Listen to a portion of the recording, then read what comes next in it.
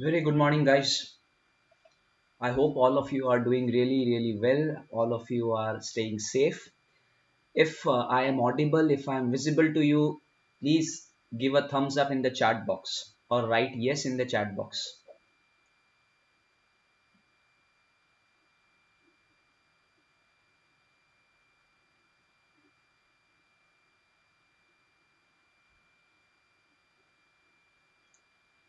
Hello, Ravindran. Hello, Satish. Hello, Romil. If I am audible, guys, please write yes. Okay, great. Thank you. Thank you so much, Satish. Thank you so much, Ashwathi. Sorry. Yes. All right. In our today's session, we are going to continue with our amendments portion. In my lecture number 2, we had started with amendments of chapter number 4. And in this lecture also, we are going to cover some amendments of chapter number 4. And then we are going to start with the amendments with respect to chapter number 5. That is your CBS. Okay. Some amendments with respect to chapter number 4 was not covered in the previous lecture. So we are starting with the amendments of chapter number 4 first, and we are going to start with the concept of mobile computing.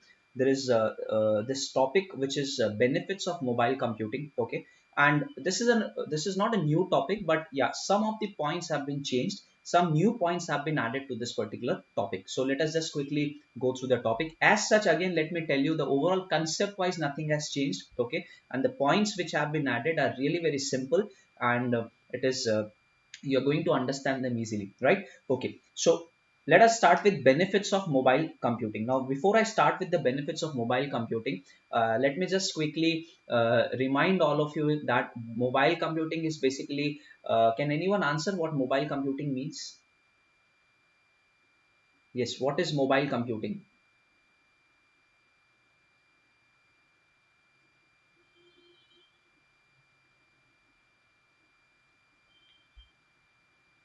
What is mobile computing, guys? I have seen students writing horrible answers in the exam when they ask what is mobile computing. So please remember, guys, that mobile computing is a type of, I can say, computing or technology which enables transmission of data without being connected to a fixed physical link. Please remember this word, that you don't have to be connected to any fixed physical link, but it allows you transmission of data without having the need to be connected to any fixed link. Okay, all right. So, and mobile computing, you all know this, it has evolved a lot.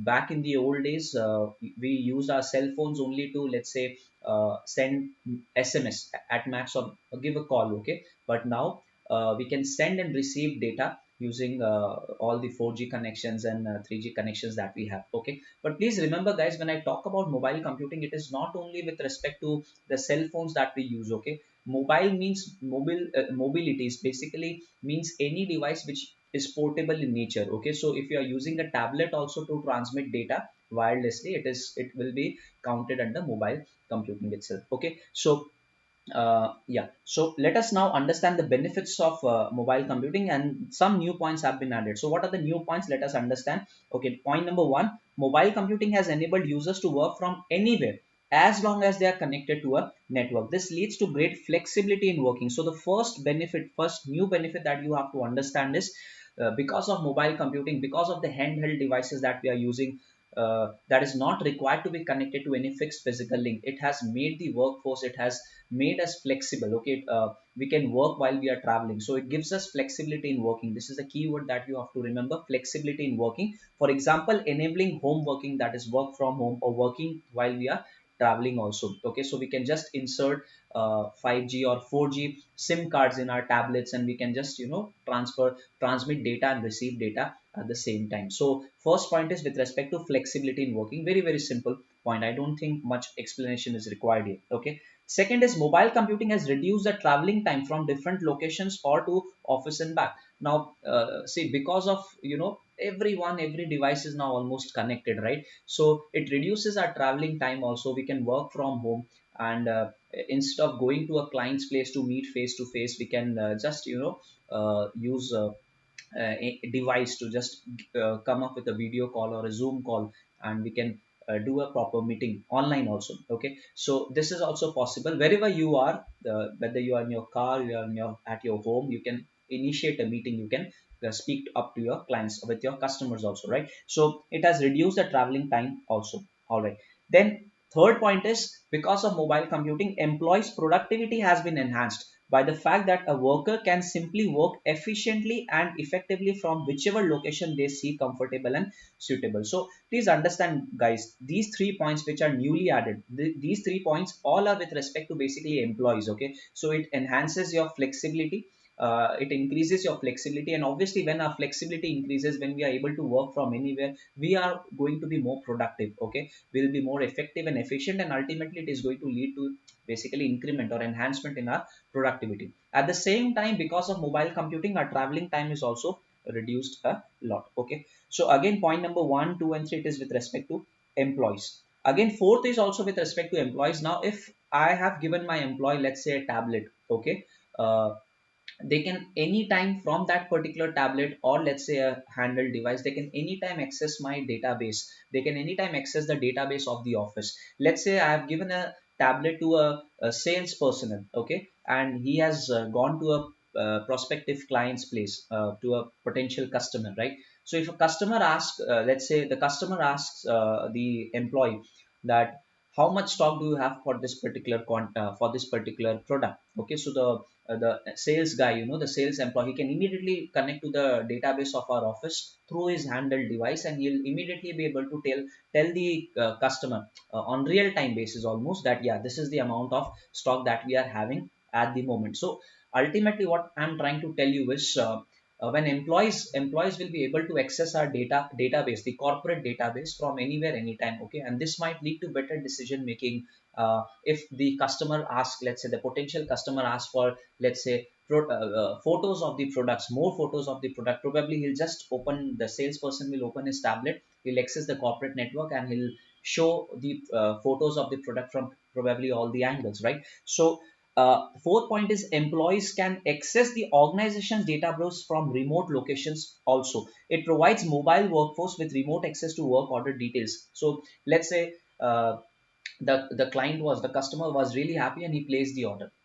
Okay. Now assume that I happen to visit that premises again on the next day, and he just calls me. Oh, what happened to my order? I can immediately again open my tablet and I'll just basically feed in the order ID or order number, and I can track his order, right? So it provides mobile workforce with remote access to work order details such as work order location, contact information, completion date, etc. So the employees will be in a much better position to convey information to basically overall, it increases overall accessibility to the corporate networks, right? Corporate database. So 4 points we have covered. This was actually not a new point. Point number 4 is not a new point. You must have covered it in the previous edition of the book also. Okay, then fifth point is also an old one. Let us quickly go through it. It enables mobile sales personnel to update work order status in real time, facilitating excellent communication.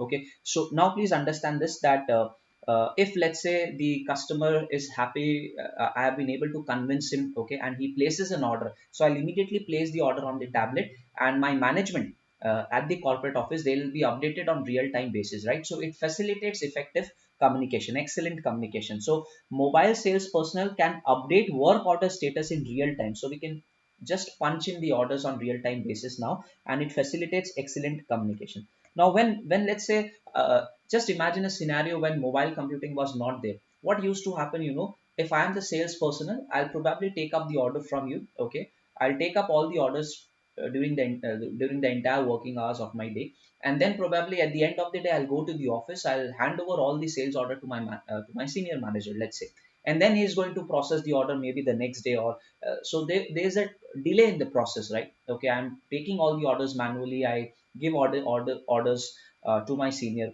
Now because of mobile computing, what is going to happen, as and when the customer gives me the order, I'll just immediately punch it on real time basis. So probably the management at the back office, at the corporate office, they'll be updated about the order immediately, and perhaps if the stock is ready, they'll be able to dispatch the stock on the very same day, right? So the process is going to become a bit quicker if we have mobile computings, right? So fifth point is basically with respect to excellent communication. All right, now if I am the salesperson, if I'm able to communicate well with my management, with the management at the back end at the corporate office, again, what is going to happen? Management's effectiveness is going to increase. All right, they'll be perhaps able to take decisions, or let's say dispatch the goods or products, whatever it is, in at a much quicker rate, right? So it enables to improve management effectiveness by enhancing information quality, information flow, and ability to control a mobile force. So again, guys, just for the sake of remembering, please understand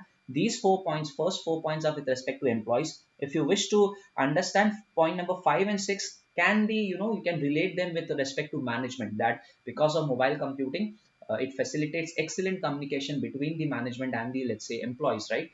And because of this excellent communication, management's effectiveness, it enhances, it increases. All right, and last point is basically with respect to customers. Because of mobile computing, if I am the salesperson, if I am connected to my corporate database, probably I'll be able to, convey a lot of information to the customers. Whatever they ask, I'll be able to answer them very promptly. Just let's say if they ask me where is the order, what is the status of the order, I'll just punch in the order ID, I'll just get the data from our corporate network, and I'll be able to update him, right? So the customers are also very much satisfied.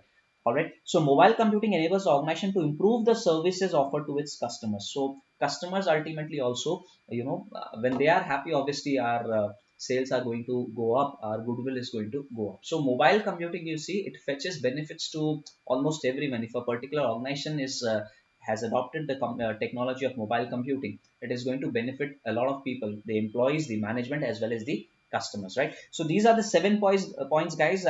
Few points are newly added, but yes, you have to now cover 7 points. I believe earlier there were 5 points in our previous edition in mobile computing. Now there are 7 points. All right. Okay, so done. Mobile computing. This was the only change that we have to cover under the concept of mobile computing. Now, any doubts, guys?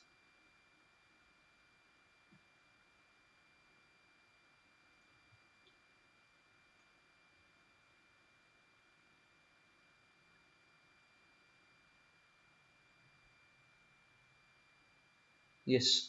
Am I visible, guys?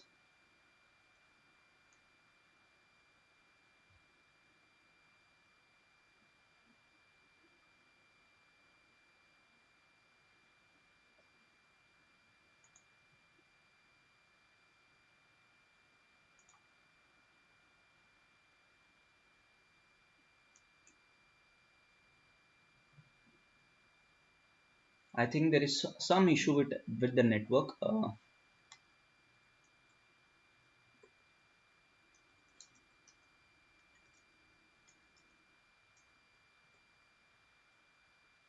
Just let me know, guys, if you're able to listen to me. If I'm audible, just let me know, guys.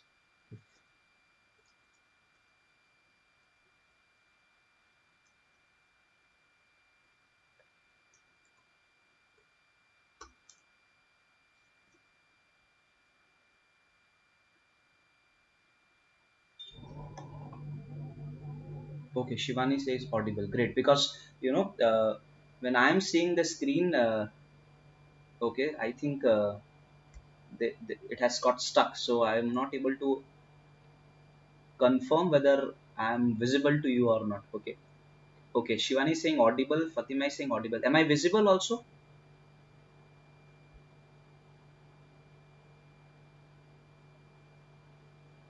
Thank you, Rakesh. Am I visible also? Okay, great. Okay, great. All right. So let us continue, guys. Let us continue. So we are done with benefits of mobile computing. The next topic, the next amendment that we have to cover in chapter number 4 is a new concept has been added, which is Web 4.0 and Web 5.0. Web 4.0 and Web 5.0. Okay, new topic added along with the concept of Web 3.0. If you remember that in your previous edition, we had this concept Web 3.0.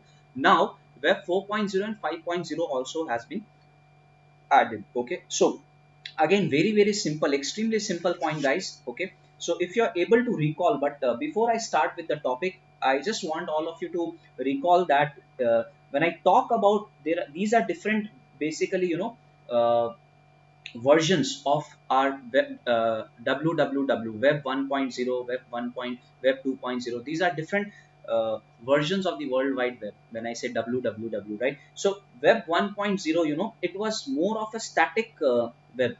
When I say static web, if you are able to recall, back in the old days we used to have websites only where there was one way communication. We used to only receive information from those websites. There was no place for us to write something or express our opinion, or give our feedback. There was no place as such, right? So we could only just open a website and just get information from it, right? So if I tell you that back in the old days, all the Bollywood stars and all, they used to have just a website wherein they they'll have some wallpapers and all their images, etc. Okay, but now it has evolved a lot. It has evolved a lot. The celebrities and all, they can almost, they update everything instantly, and you can also share the same. You can also comment on the same. Okay, they can reply to your comments, everything, right? So web 2.0, when web 2.0 was second generation came, it was basically more of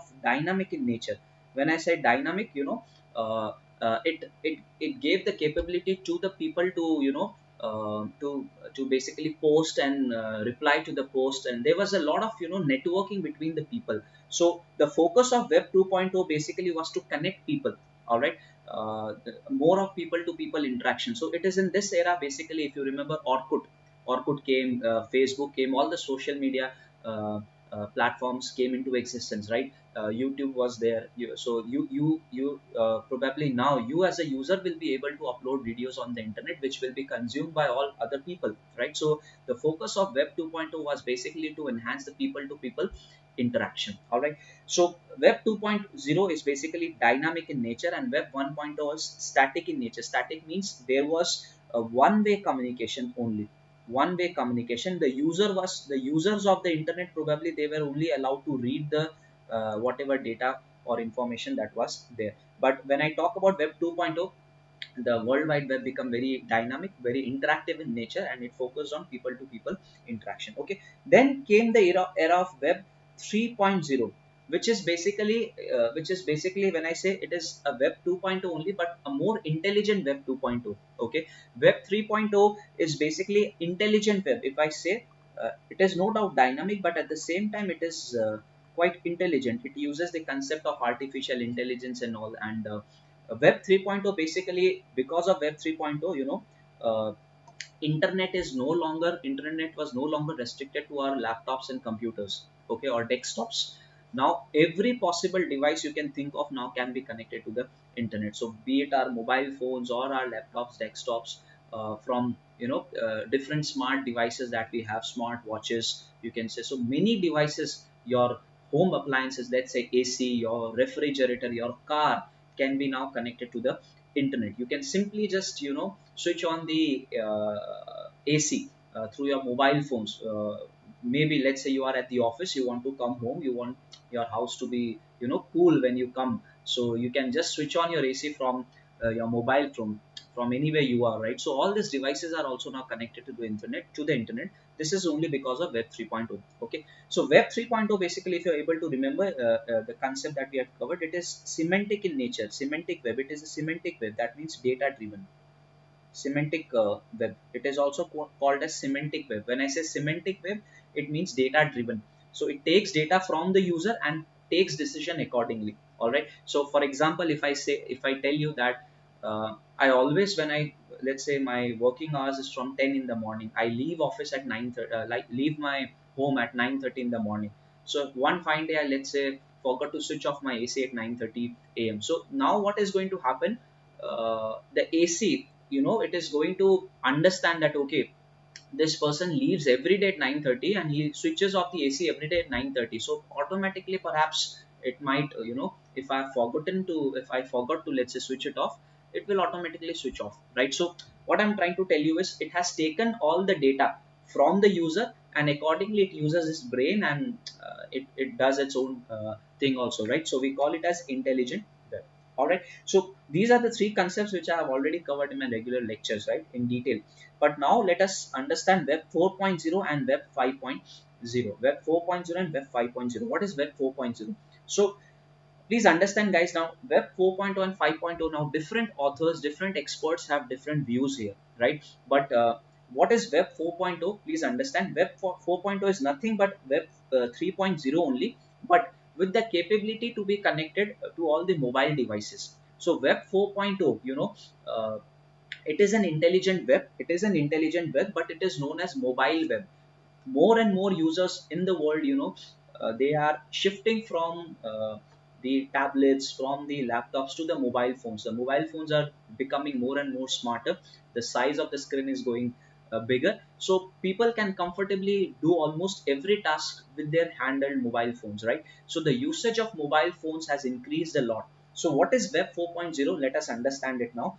Web 4.0 is not a really new version, but it is an alternative version of what we already have. So that is what I'm telling you, that it is Web 4.0 as such concept. What is it, has got nothing new in it. It is similar to Web 3.0. It is intelligent web, but the only change why we are giving it the name of 4.0, Web 4.0. Why? Let us understand. For our purposes, we will define Web 4.0 as mobile web. And yes, one could argue that in many ways it is occurring simultaneously with Web 3.0. So it is mobile web. Okay, today there are more mobile connections than there are people. We are a mobile connected society, and from smartwatches to smartphones, the mobile web era is changing the dynamics of how we interact with the web. So these days, the more interaction with the internet, with the www, is taking place through the use of mobile phones. And you know Web 3.2 has evolved. There is a change in the usage of the device. People have evolved from using the fixed desktops or laptops, and they have come to they have adopted a practice to use more of their mobile phones or handheld devices. Okay, so Web 4.0 connects all devices in real time and virtual world in the real time. So Web 4.0, please remember guys, the key word here is it is mobile web. It is similar to Web 3.0. There is no change as such in the concept, but what has changed is the devices which people use, because people are now shifting to more and more mobile technologies, mobile computing. All right. So Web 4.0 enables users to connect their handheld devices. Okay. So please understand, guys, it is not a really new version, but and it is occurring simultaneously with Web 3.0. So the only focus that you have to give upon here is that yes, it is basically a mobile web era. People are using more and more these days mobile phones, and hence all the functionalities of Web 3.0 now can be achieved using your handheld device. This is basically Web 4.0. Any doubts, guys?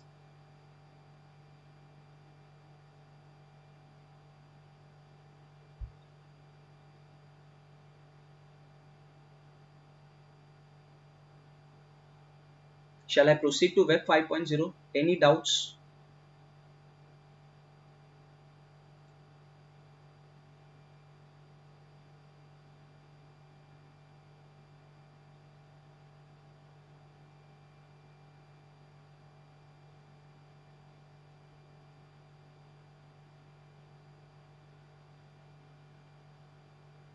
Clear? Okay, great. Thank you. Yes. All right. So what is Web 4.0 now? Web 5.0. Let us understand this. This is a new concept. Okay. Now please understand, guys. The www is becoming intelligent with every generation. Okay. Earlier we had 1.0, then came 2.0. Now 3, which actually uses the concept of artificial intelligence also. All right. Web 4.0 is basically occurring simultaneously with Web 3.0, with the only difference that the devices that people are using has now changed. Okay, now Web 5.0 is something totally different. Okay, all these versions of www that we have just covered, okay, they no doubt the www is becoming intelligent, right? They have the capability to almost think and act like humans also, all right, because of the concept of AI, artificial intelligence. But somewhere, the emotions of the people, obviously the internet cannot sense the emotions of the people, right? But Web 5.0 will make that happen. All right, so what is Web 5.0? It is the newest, I can say, the generation of www, which focuses on telepathic web. It is known as telepathic web or symbiotic web. Now, what is telepathy? Have you come across this word before? Telepathy. You must have seen in movies and all. Telepathy.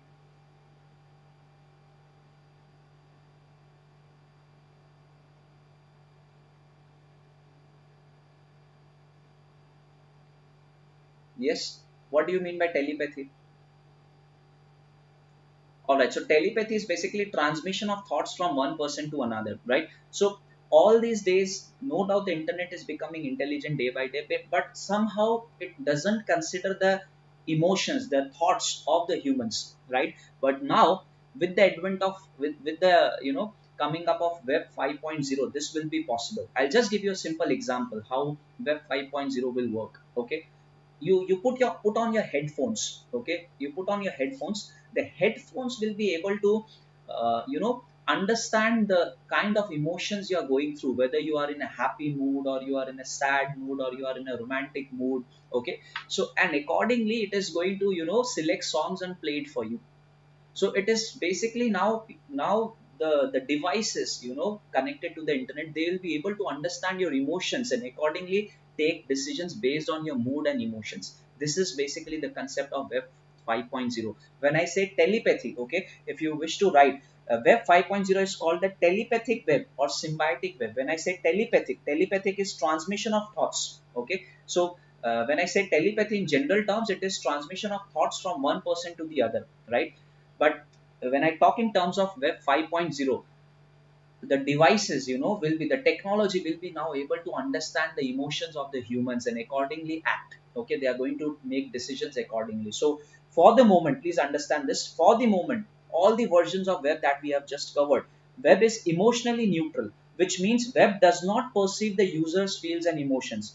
This is going to change with 5.0. Up until now, in all the generations of www that we have covered, they all were emotional neutral. That means they did not consider the emotions of the humans, right? But now this is going to change with web 5.0. 5.0 will be all about the emotional interaction between the humans and the computers. Please mark this line, very important. It is going to be about the emotional interaction between the humans and the users. I just gave you an example of the headphones, right? Take one more example. Let's say I wish to, I have a thought going in my mind. I wish to see the picture of, let's say, I wish to see a video, or let's say a picture of something, let's say Ronaldo removing the Coca-Cola bottles. Okay, I'll just think about it and my laptop or my device that I'm holding will pop up that video, will show up the video. So the device and my thoughts will be now connected, right? This is just an example. So there might be some implants, brain implants. Okay, maybe some chip will be inserted, might be implanted in our body and all for the transmission of data to take place. So let's understand the interaction will become a daily habit for a lot of people based on neurotechnology. Mark this word, neurotechnology. Brain implants will give people, for example, the ability to communicate with the internet through thought, to think of a question and open up a web page. You think of something and the web page will open. You think of a video and it is going to open up. So please understand that the focus will be on this neurotechnology. Neurotechnology will, allow people to have, because of this thing, people will have, they can have some chips implanted in their brains, because of which the transmission of thoughts to the devices will take place. Okay, so the key point, guys, to understand in Web 5.0 is basically it is going to understand the emotions of humans, and basically there will be emotional connection between the humans and the devices. Okay, so Web 5.0 will also focus on individual, perhaps allowing a website to convey a different experience for different person.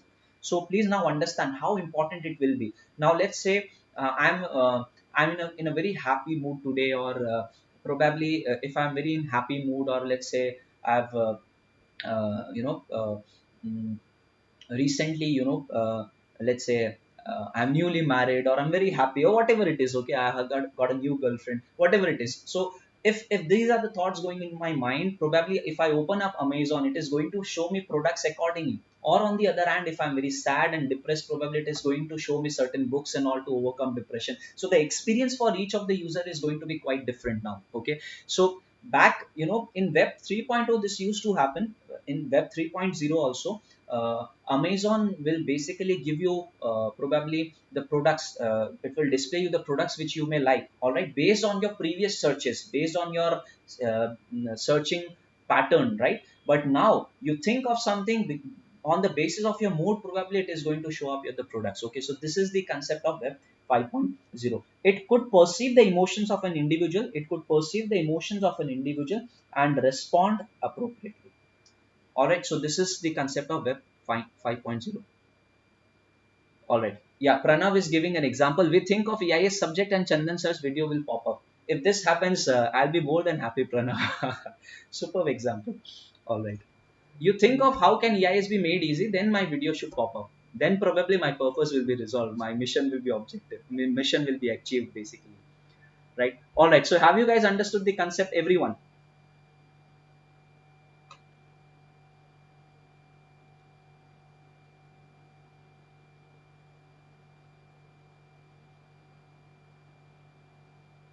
Yes, I'm waiting for your answers, guys. Have you understood the concept?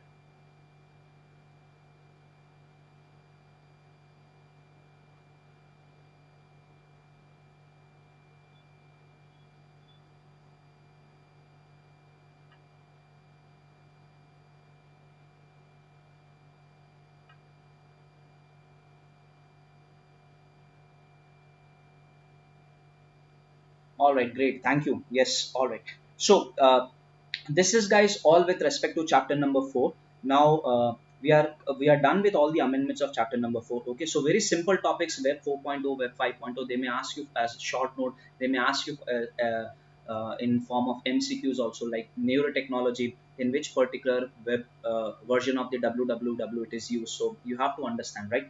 All right, now let us quickly start with our chapter number 5 amendments. Okay, chapter number 5 amendments with respect to core banking system, CBS. Okay, so first topic that has been added here is the tech topic is not a new topic as such. The topic was there in the previous editions of the book. The name of the topic is key technology components of CBS. Key technology components of CBS. The topic was there earlier also, but now they have actually added the explanation under each of the heads.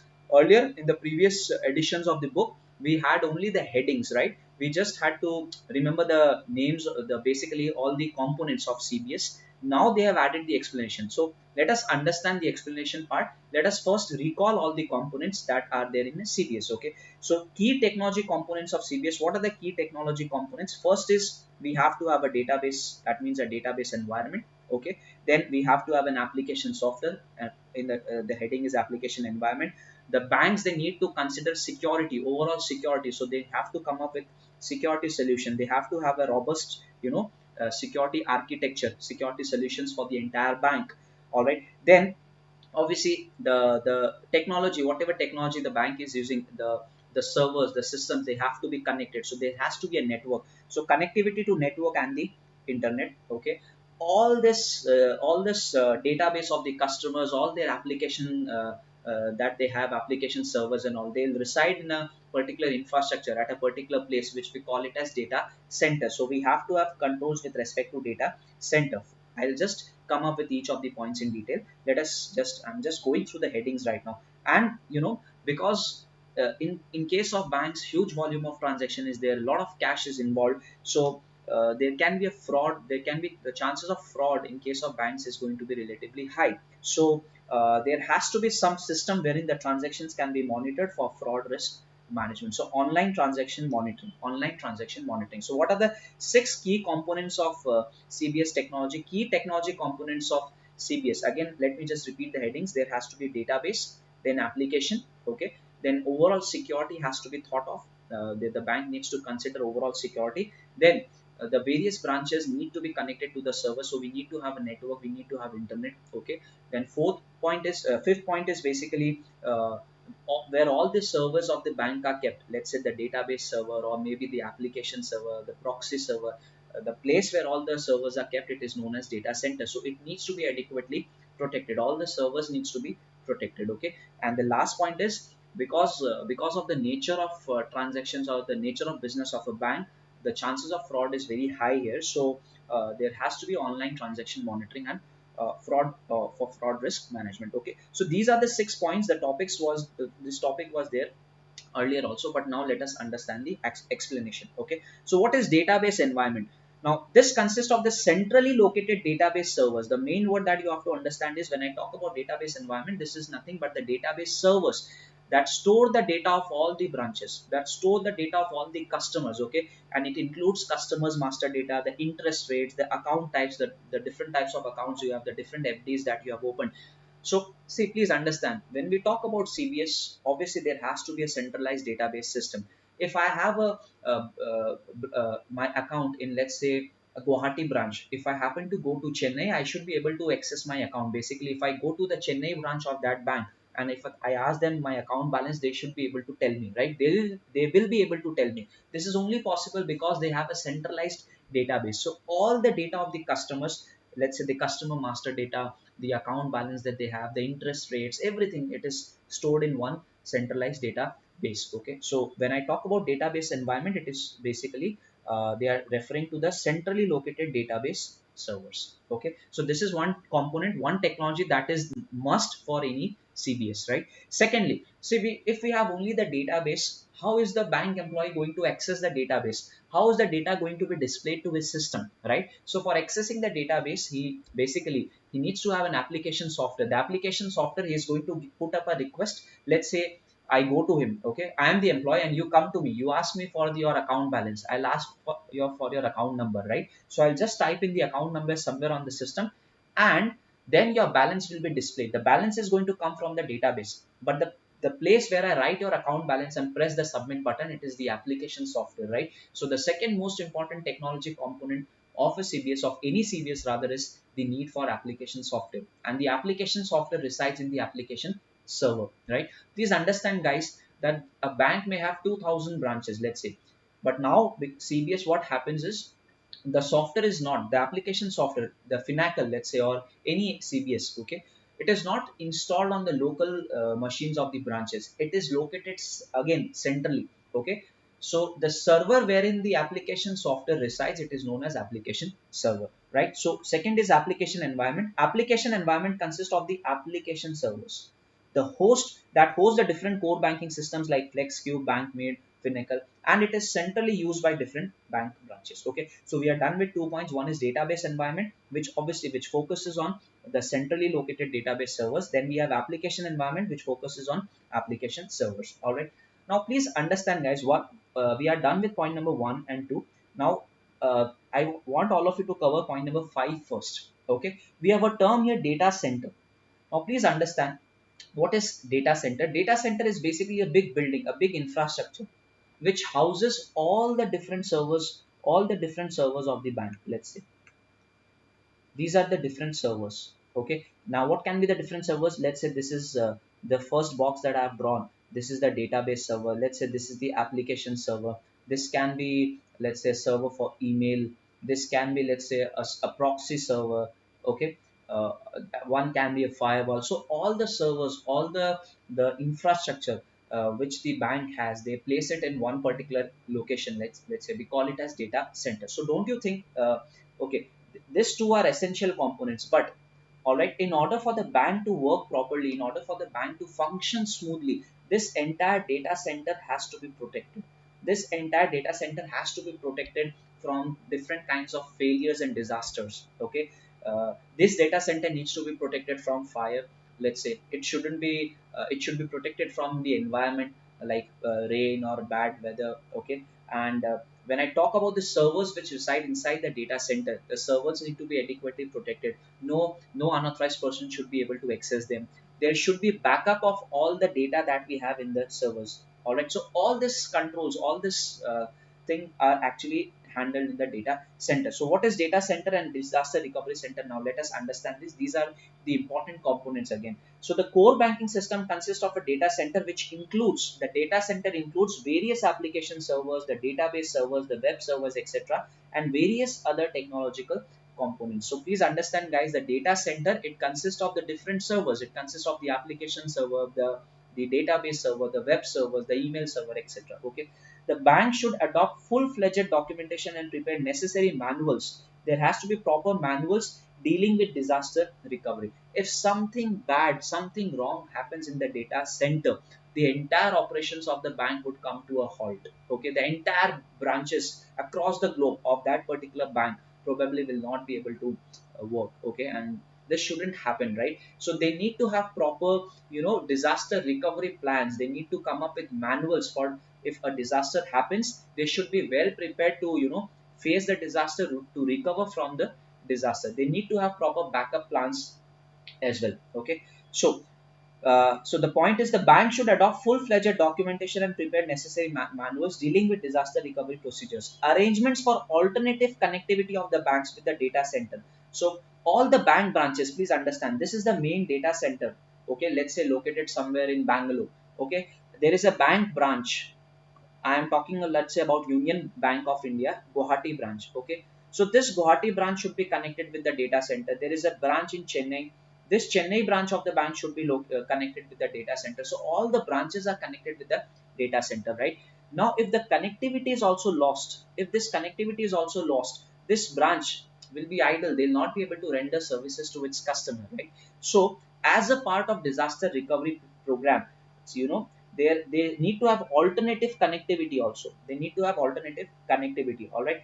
And of the banks with the data center should be established whenever there is a disruption in the primary connectivity. So apart from the main connection, they should have a backup. They should have a backup for connecting to the data center. Okay, proper awareness should be created among the employees through periodic trainings and mock drills. Now, this disaster, data center, we need to have controls. We need to have proper disaster recovery controls. We need to have backup plans, and people should be, properly given training with respect to how, if a disaster occurs, how they should be tackling it. There should be mock drills also. When I say mock drills, if you remember in your school days, perhaps uh, they would have, the teachers would have made you, sometimes evacuate the classroom.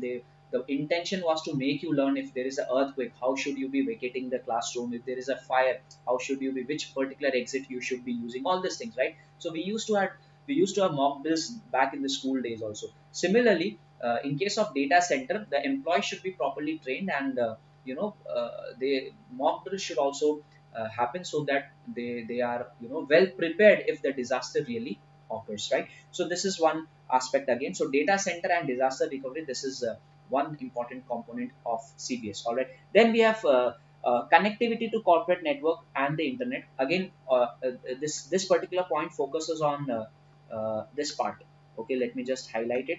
If a particular branch needs to be obviously connected to this data center, so they need to have connectivity, right? So point number 4 focuses on network and connectivity, because without network, the CBS is not going to, obviously a branch will not be able to access data. The branch will not be able to open the software. So connectivity is one of the most important uh, thing for a CBS branch to basically operate, to function, right? So network plays a very significant role in core banking systems. There should be adequate bandwidth. I have discussed the term bandwidth earlier also. So there should be adequate bandwidth to deal with the volume of transactions, so as to prevent slowing down and resulting in lower efficiency. So there should be adequate bandwidth. If for a particular branch the number of customers increases, right? So the branch should still be able to function well. The data center should, the branch should still be able to retrieve the data from the database, which is located in the data center. There should not be any, delay or lag because of the, let's say, increase in number of customers, or the increase in volume of transactions. So there must be adequate bandwidth available. All right. So out of 6 components, guys, that we have to cover, we have already covered 4 components. Let me just quickly revise what are the components that we have covered. First is basically database environment. Second is application environment. Third, the most important component again is network and internet is required. Okay, all these things, basically all the servers, they are housed, they are located in the data center. So we need to have a data center with proper controls, with disaster recovery center as well. Okay, we have covered these 4 parts. All right. Now, see, in order again for CBS to work properly, if we only have these hardware or these infrastructure, it is not going to be sufficient. the security in case of banks is of utmost importance, right? So the bank should be very particular about the entire security. Imagine if hackers are able to penetrate the network of bank and they're able to access the banking database or banking servers. This can be the highest level of vulnerability, right? So the security is one of the very important feature of any particular bank. If let's say a particular bank, if we hear that hackers every time, the account holders, the customers have problem with their accounts, their accounts are being hacked every time, we get to listen to this in the news, let's say, no one is going to open their account in this particular bank. Now the bank's goodwill is going to go down like anything, right? So security is one of the key aspect of any CBS. So let us understand the third point.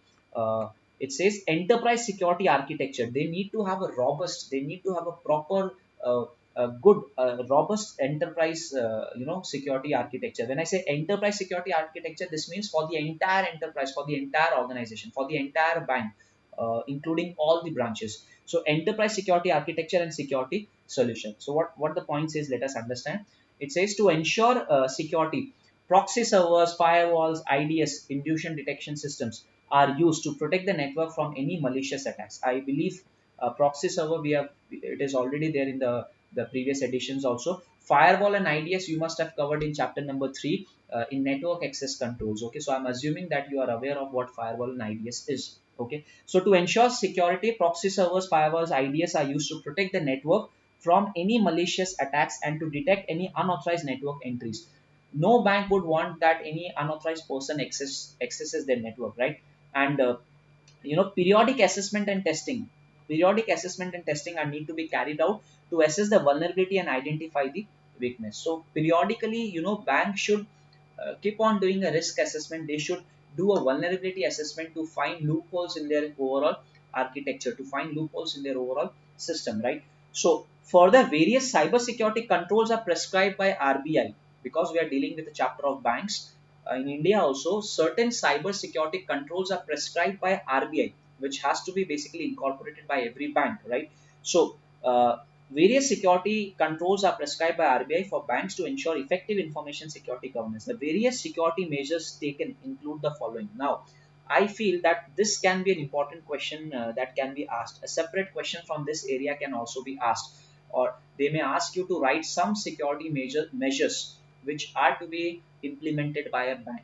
Okay, so obviously a question can be framed from this part, that explain the key technology components of CBS. Okay, and you have, then if this is asked, then you have to write all the 6 points. But they might ask you, they may come across this point also, because we have a lot number of points here. They may ask you a separate question from this part, explain the various security measures to be or let's say prescribed by RBI, or let's say to be implemented by banks. Then we have to write about all the security measures. These security measures are nothing but controls, okay, which the bank needs to implement. Okay, so the various security measures taken include the following. Let us understand now.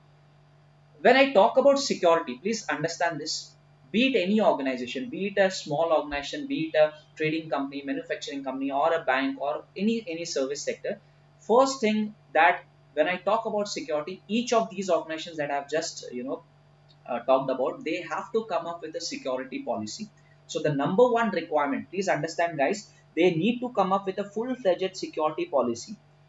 The security policy needs to be properly developed and implemented. Okay, this is basically what is security policy. This is can be called as a charter document. This is the main document which basically defines all the controls, all the measures, all the security aspects that the bank has to implement, the bank needs to comply with. Okay, so please understand, if any question is asked on security, let's say with respect to bank, I want all of you to write this point as point number one, that they have to come up with a security policy. The policy needs to be developed and implemented. Okay, then let us go to the next points. Okay, so identify the risk to ensure that the risks are within the bank's risk appetite. So the bank should keep on doing a risk assessment also periodically.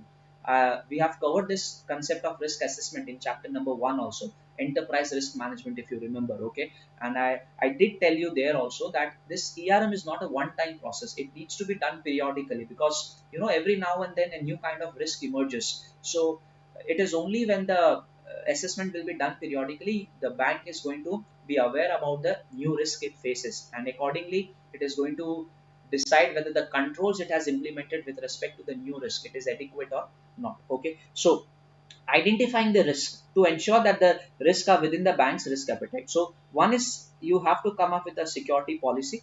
And if I again tell you the meaning of the word policy, it is general rules and regulations which needs to be followed, right? Which needs to be complied by everyone in the organization. So security policy. Second is you need to keep on checking the different types of risk that arises. So risk assessment is another point. Okay. Now having understood the risk, the different types of risks, all the points that we are going to now cover are nothing but the controls part. Okay, so the bank should implement anti-phishing, anti-malware software. They need to have anti-phishing software. Now, can anyone uh, uh, write? Can anyone give an answer? What do you mean by phishing attack? What do you mean by phishing attack?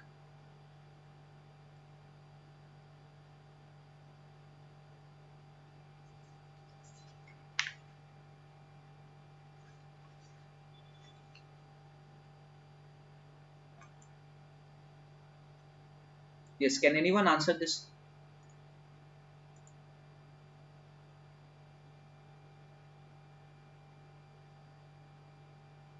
Phishing, phishing attack, phishing.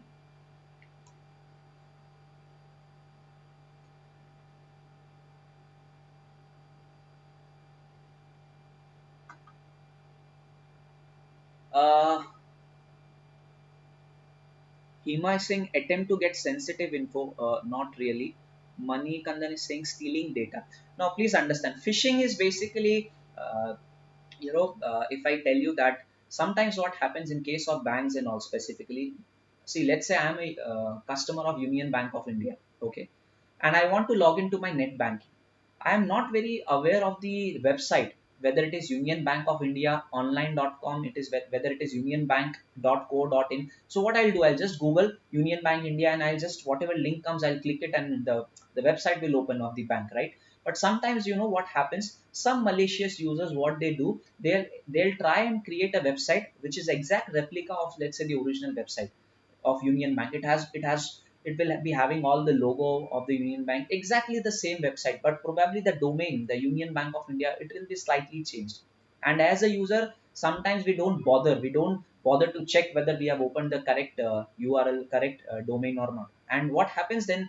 Probably on the that fake website, on the website which is not the real one, we write our username and password, and immediately the data, whatever data we have typed in, it goes to the malicious users. So phishing is basically, they try to create a website, let's say a bank's website, which is as good as the original website of, but obviously the domain is going to be different, right? So the bank needs to implement anti-phishing and anti-malware software. Anti-malware means basically they it is not an antivirus, yeah. Anti-malware is basically, see, malware is a software which has got malicious intention, right? So uh, in the servers of the bank and all, we cannot expect any virus, any Trojan horse, any worms, all right? So we need to have proper anti-malware softwares, all right? Then implementing bank-specific email domains, bank-specific, all these guys are controls, all right? All these are controls which the banks needs to implement. So implementing bank-specific email domains. Now, what do you mean by email domain? Email domain is basically your email, whatever comes after at the rate, after at the rate. Okay. Now let's say my email ID, for example, let's say it is Chandan, okay, at the rate, let's say edulounge.in. Okay, .in. So this edulaunch.in, guys, it is basically the domain, my email domain. So each bank, in most of the organizations, you are not allowed to open Gmail or your any personal email, right? So they should implement this policy of having their own email domain, specific email domain. So if a Union Bank of India's employees, let's say he wants to send you a mail or you want to send him a mail, then they need to have a particular domain. Let's say Yashika is an employee, so Yashika at the rate Union Bank, whatever their domain is, right? So they need to implement bank specific email domains. I hope you are clear. Now, for example, let's say you are using Gmail right now, so at the rate gmail.com, gmail.com is the email domain, right? Okay. Now, bank should implement two-factor authentications. Can anyone answer this? What is two-factor authentication?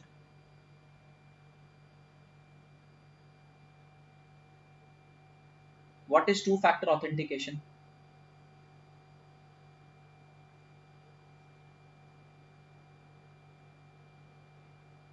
Yes, Shamsuddin OTP, right? Now, what happens is because of the increase in the frauds and now, if let's say you want to do a net banking transaction, so you have OTP. OTP is a two-factor authentication.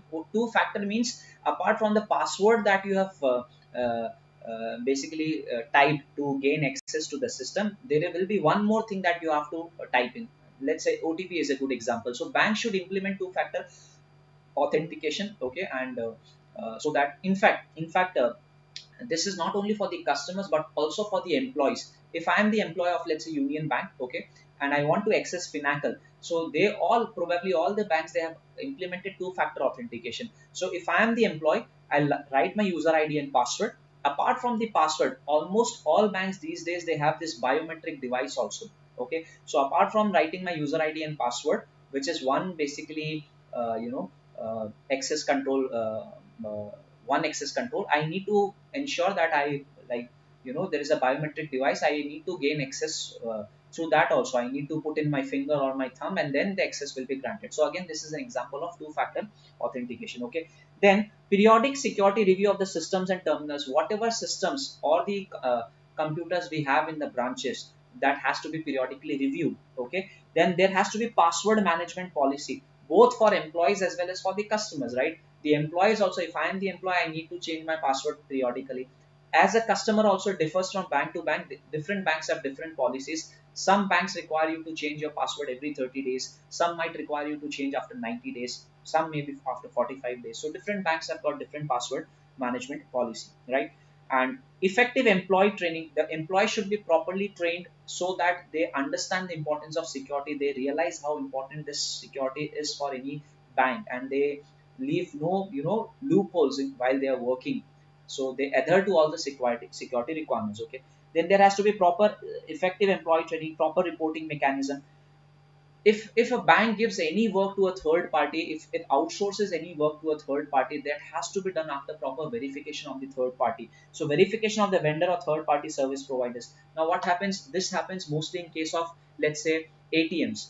Now bank managers, they themselves, or the bank people, they generally outsource the operations of ATM to some other company which is specialized in that work. Okay, so when once they outsource it to a company, that company is responsible for maintenance of the ATM, for refilling the money, for taking the money from the bank and filling it in the various machines, ATM machines, etc. So if a bank, let's say, outsources particular activity to a vendor, obviously they need to do a thorough assessment of the vendor. They need to check on the integrity of the vendor. They need to check how reliable the vendor is. Obviously they need to do a proper vendor assessment, right, before they could give the work. Then we have secure configurations is nothing but the settings, the parameters, okay. So the parameters, the settings that have been defined in the system, it should not be changed as such, okay.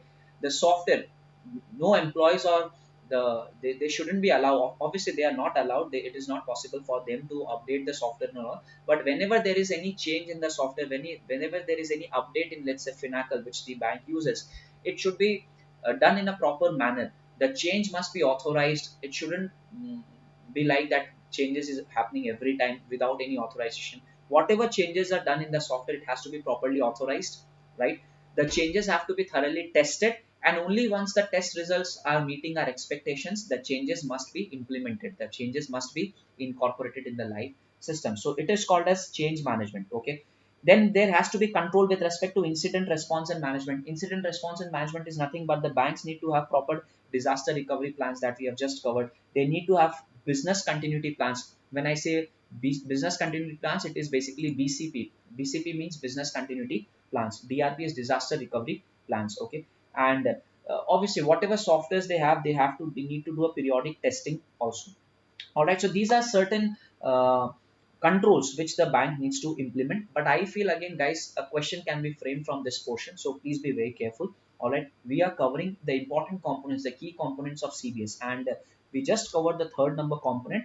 And in this third number component, we specifically emphasize on a different question altogether, which is basically what are the various security measures that needs to be implemented by a bank. So start with risk security policy and risk assessment. And according to the risk assessment, whatever risk comes, the bank needs to implement proper controls for it, right? So what should be the controls? They need to have proper anti-malware software. They need to have anti-phishing software, two-factor authentication, password management policy. If in the worst scenario you are not able to recall anything, just write they need to have proper logical access controls, they need to have proper physical access controls, they need to have environmental controls. This is the basic thing which every organization is required to do, right? So all these controls you have studied in detail in chapter number 3. All right, so I hope this is clear to everyone, but yes, you need to pay special attention to this aspect of the this portion of the topic. Okay, now coming to the last point, that online transaction monitoring for fraud risk management. Now again, I told you that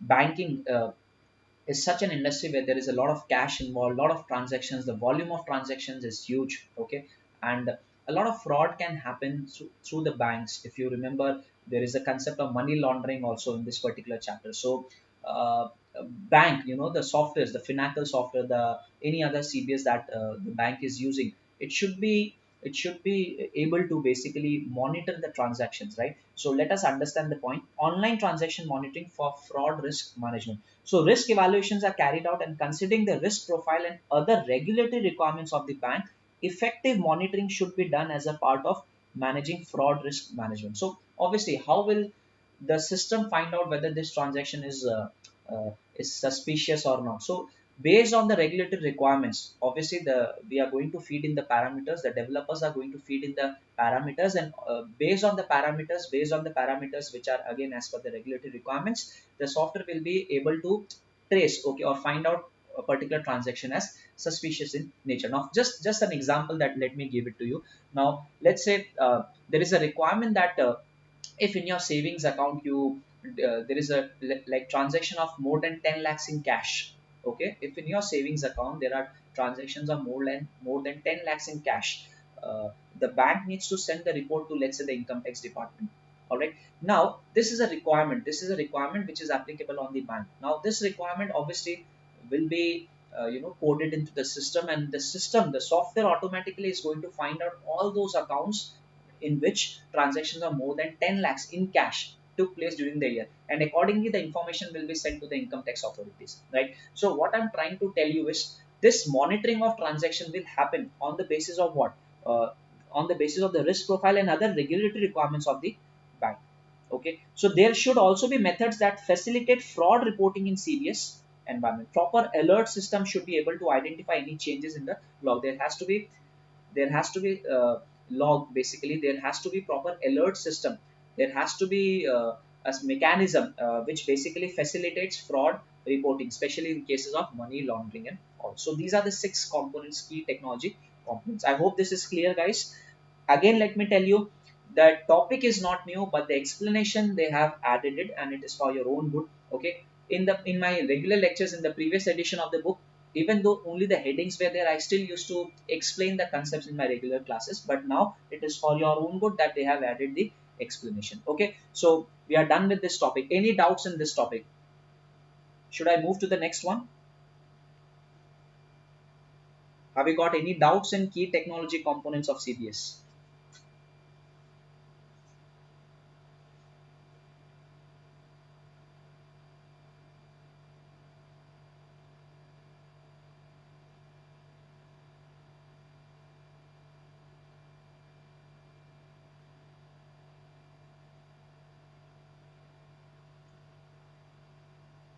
Yes, I'm waiting for your answers, guys. Clear. Okay, great, great, super, awesome. All right. So again, next topic that we have to cover is internal controls in banks. Again, old topic, no new points, no new concept as such. But yes, it is a very important question which has been asked in the exam, and you have to prepare it well. Okay. So internal controls in case of banks, the entire topic is same, but only one point has been added. One new point has been added, which is point number 8. That in case of banks, when we are talking about internal controls in banks, okay, they can have an effective internal audit mechanism. They can have an a system of internal audit in their organization, in the banks. Okay, and most of the banks, they have it. We call it as concurrent audit, right? So they can have effective internal audit. It should be carried out, and any deficiencies in the control should be noted and directly communicated to the senior management. So this is a new control which has been added. Obviously, the internal audit, the concurrent audit, is a control for the bank.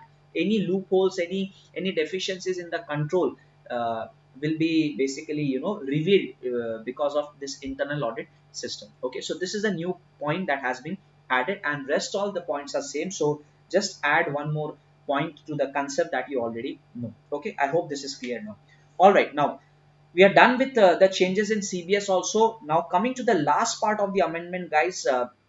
I'm going to now cover the topics, all the changes that has been made with respect to the IT Act, Information Technology Act 2008, Information Technology Amendment Act 2008. Now, before I proceed with the topic, let me tell you very clearly that if you are following ICAI material, some aspects of this topic are covered in chapter number 1. Some aspects now is covered in chapter number 4 with respect to e-commerce. Okay, and some aspects of the chapter are covered in chapter number 5.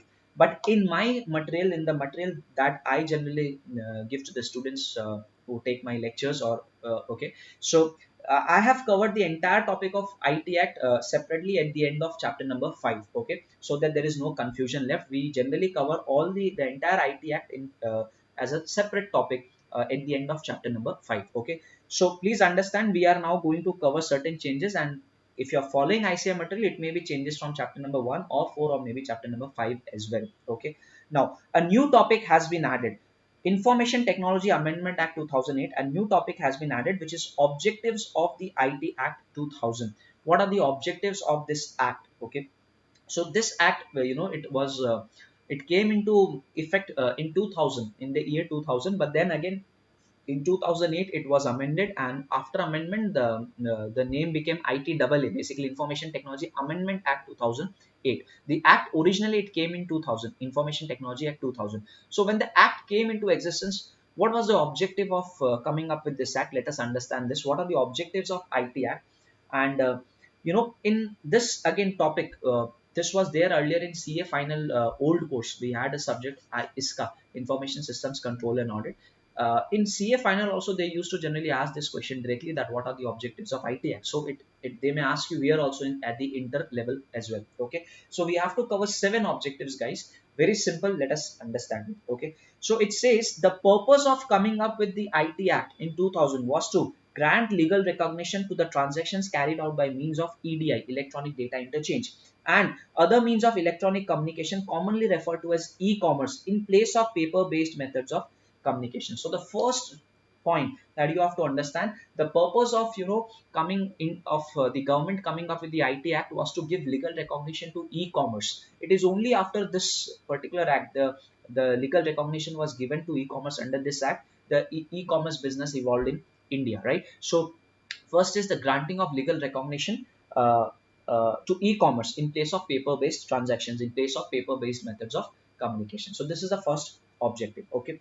Second, what I'll do, I'll just go through the 7 points, and I'll just summarize it for you. I'll draw a chart which is going to make the concept very easy for you. Okay. So to grant legal recognition to transactions carried out by means of EDI and other means of electronic communication, commonly referred to as e-commerce, in place of paper-based communication. Second is to grant legal recognition, again granting legal recognition to digital signature for authentication of any information.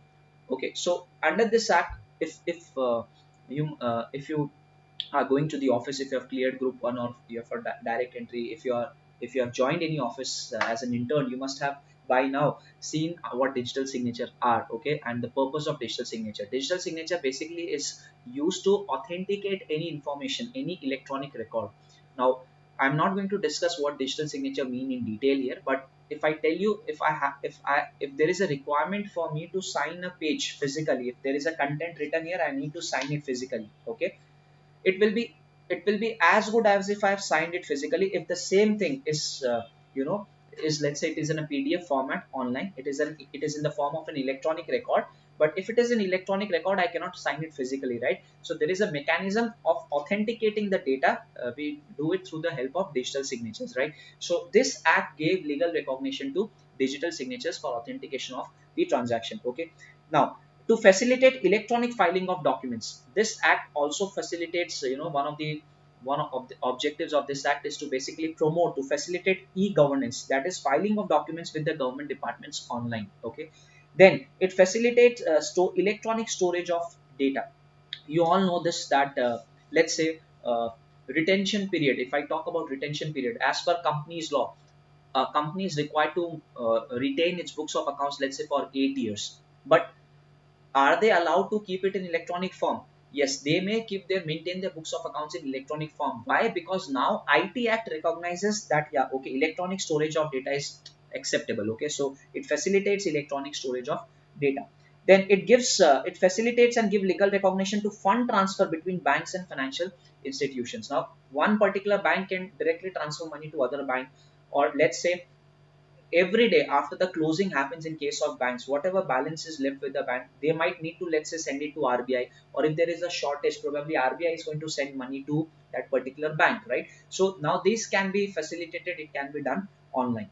All right, then we have legal recognition for keeping of books of accounts by bankers in electronic form. Now bankers, all the banking companies, bankers, they can now keep all the accounts, keep all the record of all the transactions in electronic form. Imagine, now it is not possible also.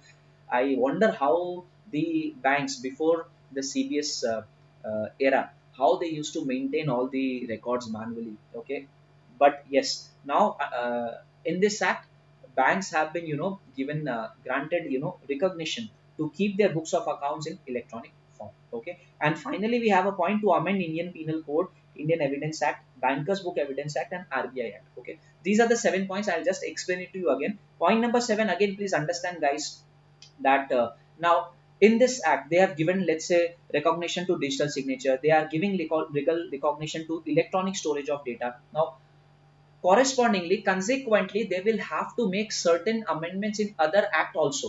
They'll have to make certain changes in other acts also. Now, for example, Indian Penal Code, if let's say electronic storage of data, this is now will be considered as an evidence, so they have correspondingly changed Indian Evidence Act. Banks are now, allowed to keep their books of accounts in electronic form, so they have correspondingly amended Bankers Book Evidence Act, RBI Act. Okay, so seventh point is consequential point because of the 6 objectives that we have just covered. All right, they are amending the various acts also. Okay, now how do you remember the 7 points? Very simple. Let me just simplify it for you. Let me put it in this way. If you want to take a note of it, just do it. Okay, I'll be quick here, and yes, I hope my handwriting turns out to be good. Okay, great. So how do you remember the objectives? Let's say to grant legal recognition to. Okay, I'm just drawing 3 parts here. Let's say first is books of accounts by bankers in electronic form. Okay, then it gives legal recognition to, let's say, e-commerce uh, in place of paper-based transaction.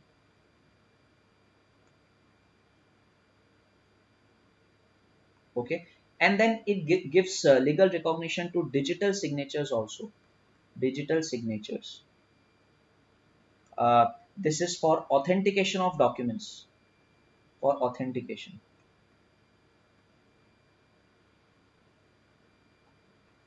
of, let's say, electronic records. All right, so these are the 3 points with respect to grant legal recognition to. I'm just numbering it also. 1, 2, and this is 3. Okay, then you can remember it in this way: to facilitate.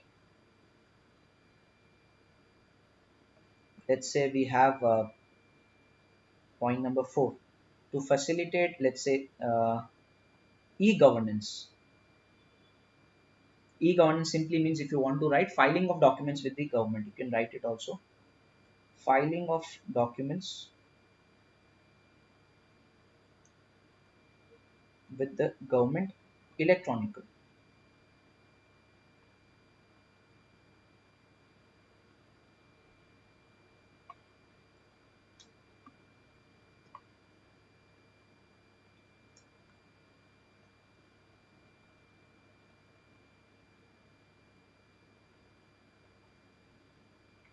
Okay, then we have to facilitate, fifth number point is basically electronic storage of data. Electronic storage of data. And again, to facilitate, basically point number 6, it is electronic fund transfer, EFT, and specifically between whom, you can write between banks and financial institutions. So if you see guys, point number 5, 6, 7, basically to facilitate, it is all, it starts with e-governance, electronic storage of data, and electronic fund transfer, EFT, to facilitate electronic fund transfer between the banks and the financial institutions. Okay, and point number 7, to amend. Okay, to basically to give effect to all these objectives, a consequential thing, correspondingly the respective acts need to be amended. So to amend, basically we have Indian Penal Code. Okay, you can write Indian Evidence Act. Then we have Bankers Book Evidence Act. Bankers Book Evidence Act. And finally we have one more point, which is basically RBI Act. Okay, so if you are able to, this chart is going to perhaps make it easy for you to understand the overall objectives of the IT Act.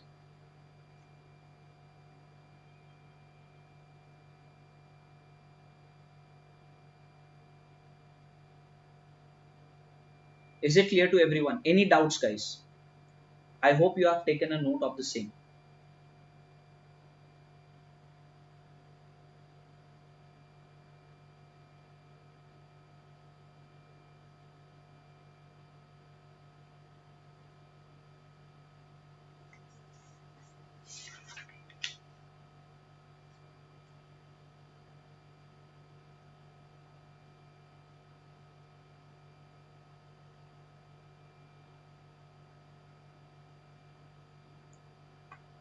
Is this clear? Yashika is asking, can we get the PDF of the amendments? The amendment PDF is already shared in my Telegram channel. It is there, guys.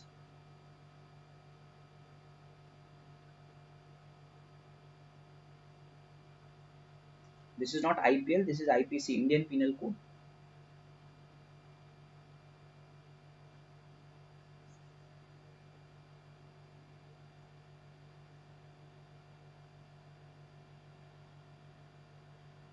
Great. Okay. All right. So we are done with the objectives. This is a newly introduced topic. Okay, but very simple. Very simple. All right. Now, as I have told you that some portions of the IT Act is covered in Chapter 1, some in Chapter 4. Now there is one new topic which has been added uh, with respect to e-commerce.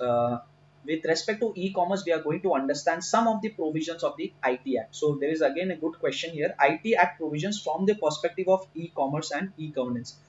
You all know this, that the concept of e-commerce is you have covered it in chapter number 4, right? So let us understand now the IT Act provisions from the perspective of e-commerce. Okay.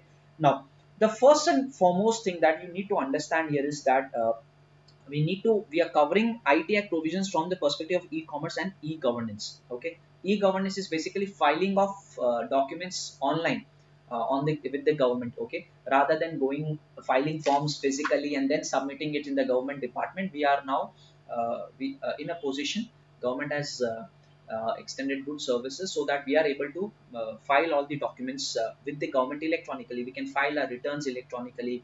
We can get our refunds now electronically. We can pay taxes electronically. If I want to start a business, I want to apply for a license, I can get the license electronically, right?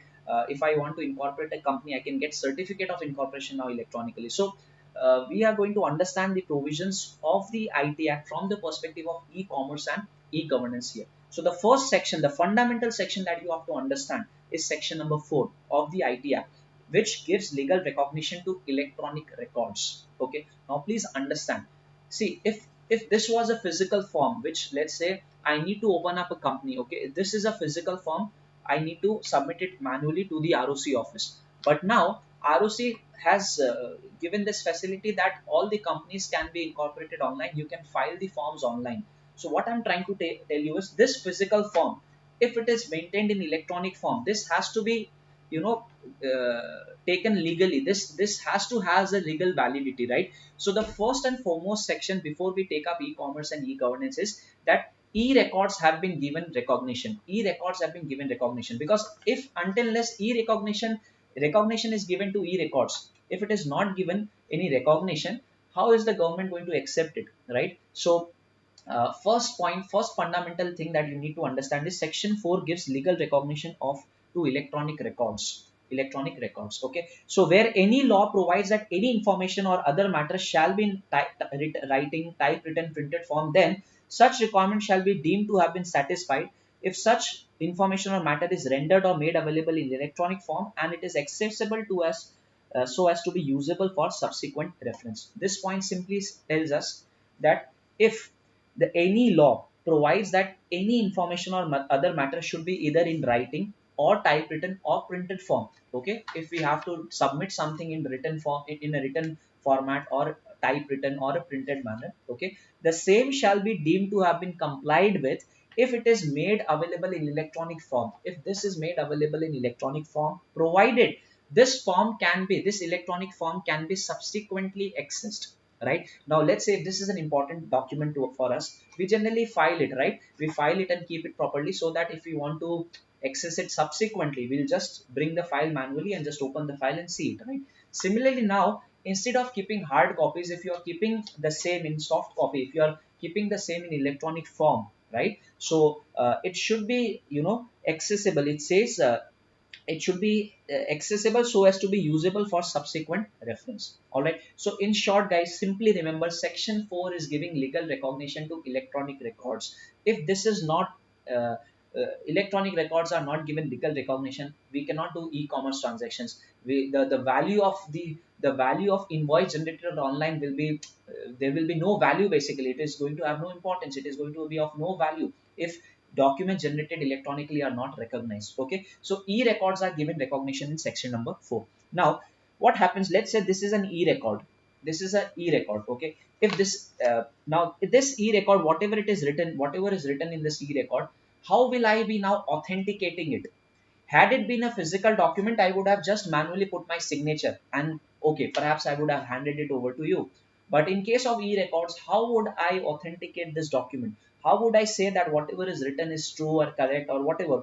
How would I put my signature there, right? So there is one more objective that you have just covered, that IT Act gives legal recognition to digital signatures, right? So under section 5, it says it provides legal recognition of digital signatures. If you remember, we had just covered this as one of the objectives of IT Act, right? So section 5 gives legal recognition to digital signatures. See, they are moving step by step. First, legal recognition was given to electronic documents, electronic records, and then once electronic records are given legal recognition, how would a person basically authenticate it? So they give legal recognition to something called as digital signatures. Digital signatures are basically procedures or techniques through which a subscriber, a person, can authenticate an electronic document. I'm not going to go into the details of digital signature here, but for the timing, please understand that section 5 requires or provides legal recognition to digital signatures. Okay, so where any law requires that any information or matter should be authenticated by affixing digital signature of any person,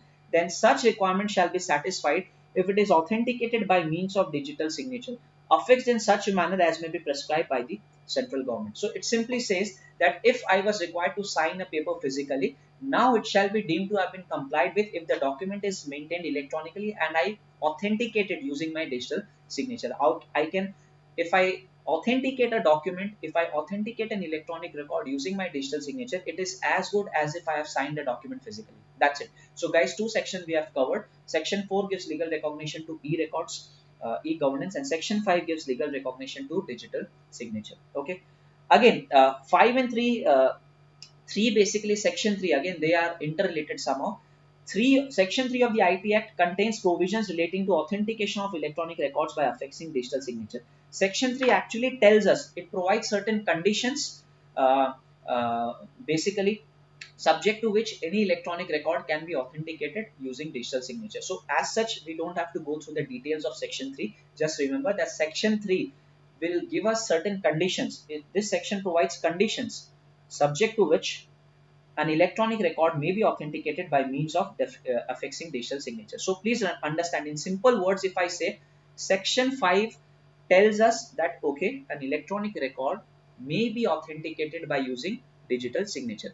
But how will you be using digital signature? How is it?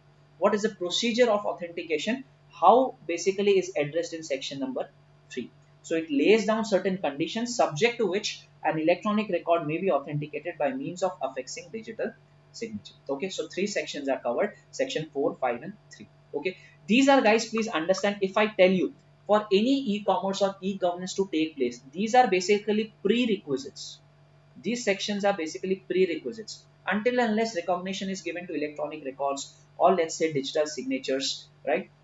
Uh, uh, until this recognition is given to them, e-commerce transaction or e-governance will not take place, right? So after covering section 3, 4, and 5, now let us understand the main section of e-governance, which is section number 6. Section number 6 is the main section of e-governance. It is a fundamental section of e-governance. It says section 6 lays down the foundation of electronic governance.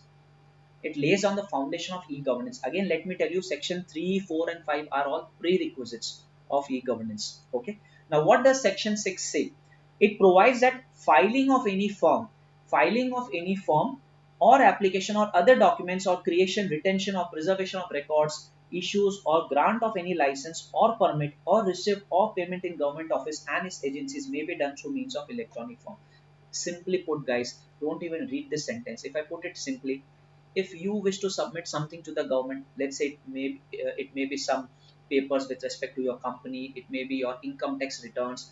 If you wish to pay taxes online, you can do it electronically. This is e-governance. Similarly, if government has to issue you something, let's say certificate of incorporation, let's say they have to issue you your refund, okay, they may do it electronically. That's it. This is e-governance. Okay, so all these aspects, it has been given recognition to e-governance. Section 6, it lays down the foundation of e-governance. Okay, all right, is this clear to everyone? Section 6. Again, I told you section 4, 5, and 3 are prerequisites to e-governance. Ultimately, section 6 is the main section wherein the foundation of e-governance is actually laid. Is this clear to everyone?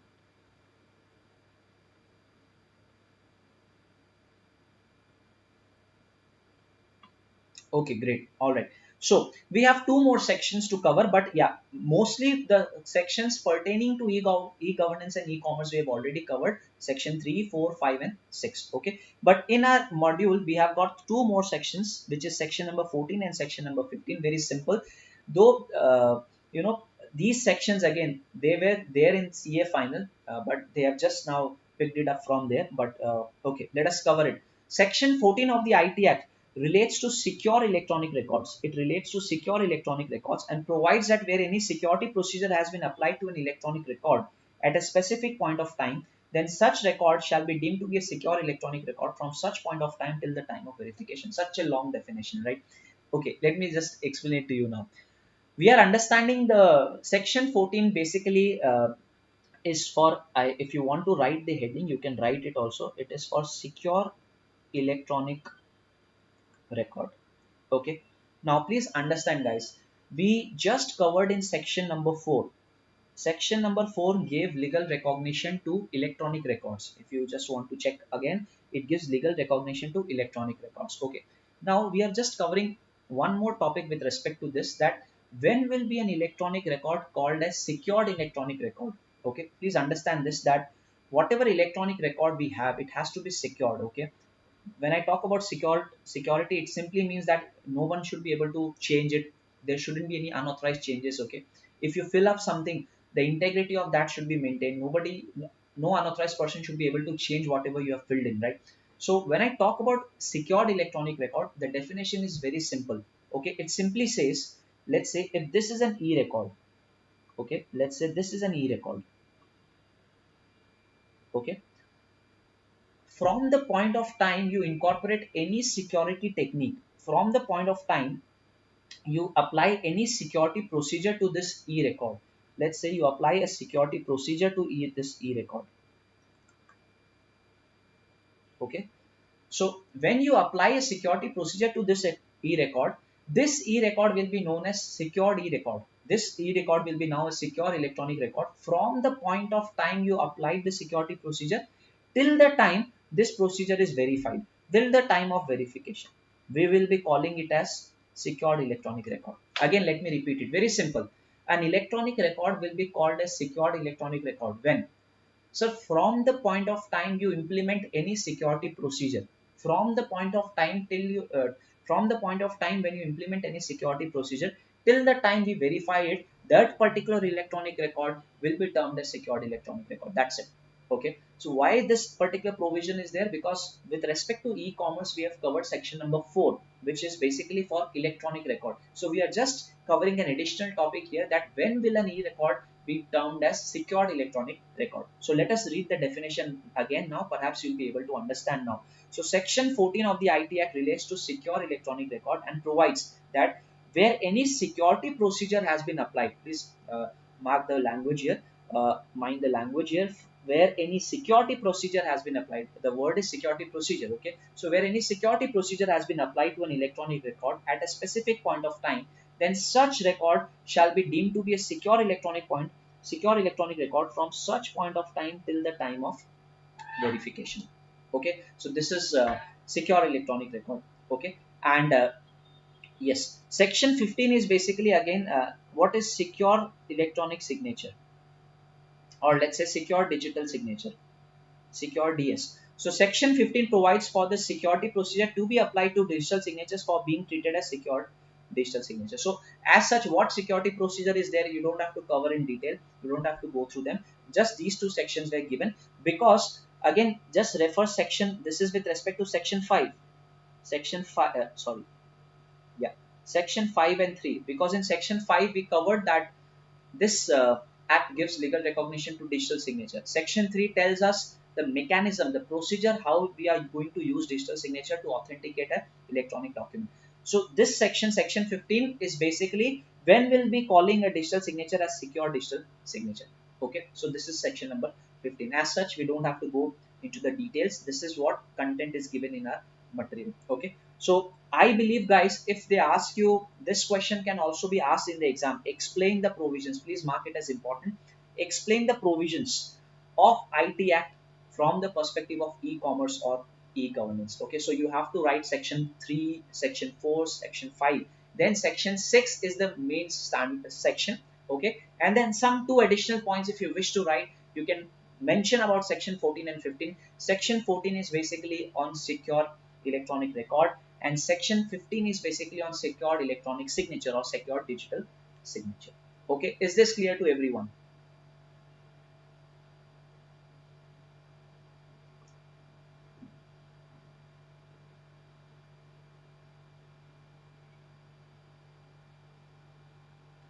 Yes.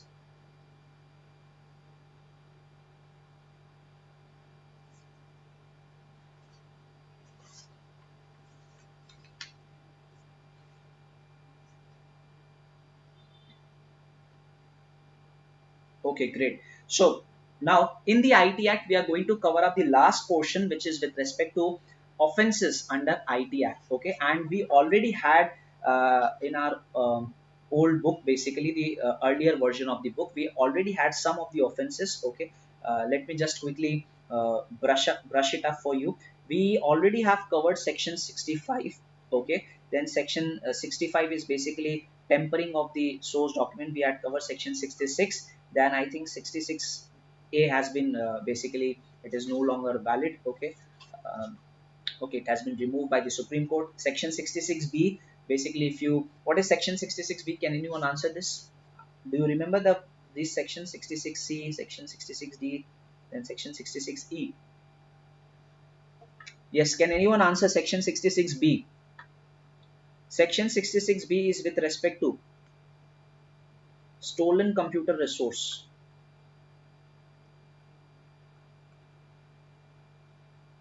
Okay, section 66C is with respect to identity theft. D is cheating by personation. Section 66D is cheating by personation. Cheating by personation. And section 66E is violation of privacy. If somebody records an image of you, some, let's say, a nude image or whatever it is, without your consent and all, then section 66E will be applicable. Section 66D is cheating by personation. If I, you know, happen to masquerade you, I happen to impersonate a person, let's say, okay, I make a fake ID of a person and I email using that ID to all his friends, let's say, that is cheating by personation. Section 66E is identity theft. Let's say I make draft a fake letter and I use RBI's logo and RBI's address, everything. So I'm using RBI's logo, so I'm basically stealing their identity. So this is identity theft. Okay. Section 66B is basically, if I know that this particular computer resource, it may be a hardware or it may be data, it is stolen. So if I use it or if I forward it, okay, I'll be held guilty under section 66B. So this is quickly, I've just helped you to revise the 66, the section 66B, C, D, and E. Section 66A is no longer there. All right. Now, in my regular lectures, I have, I somehow don't know why they missed out on the last section of, the last clause of section 66, which is 66F. 66F is nothing but cyber terrorism. Cyber terrorism. Okay, so in my regular lectures I have covered this aspect also, but now they have incorporated it. ICI has now incorporated the same in the new study material. Okay, so we are going to cover 66F, but before I start this, guys, I hope you are well versed with 65, which is tampering with the computer source code. Section 66 is computer related offenses. These are there in your syllabus. Okay, again 66B, let me repeat, it is if you are using stolen computer resource. 66C is basically with respect to identity theft. 66D, cheating by personation. 66E is violation of privacy, and 66F is cyber terrorism.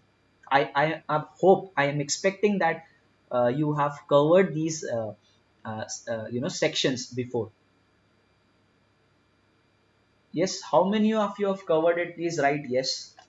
How many of you know these sections?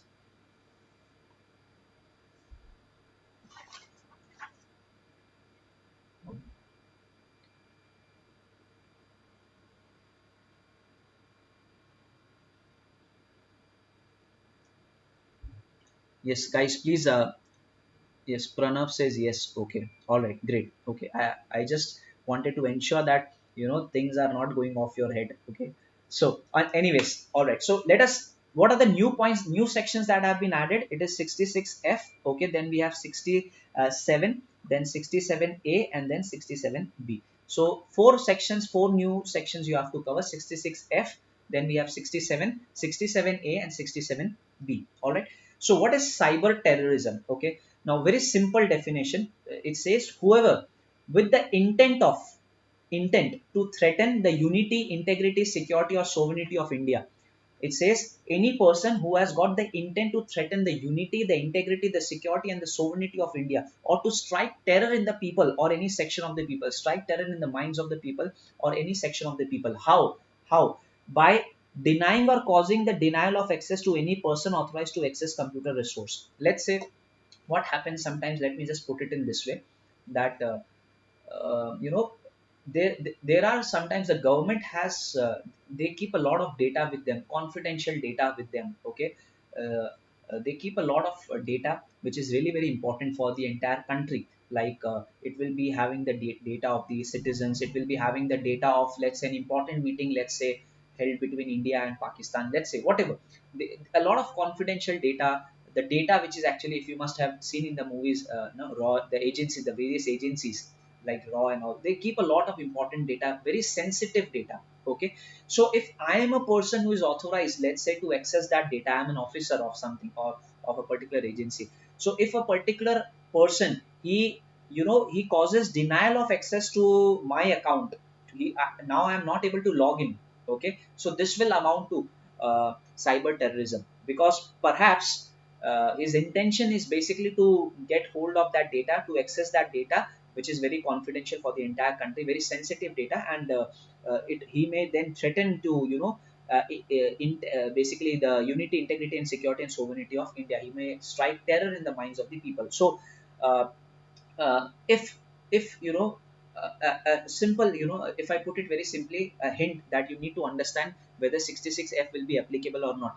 If you see in the question or whatever content that has been given to you, that the intention of the person is to create terror in the mind of the people, is to intention is to threaten the integrity, unity, sovereignty and security of India, then 66F will be applicable. How is it done? So denying or causing denial of access, okay, then attempting to penetrate or access a computer resource without authorization.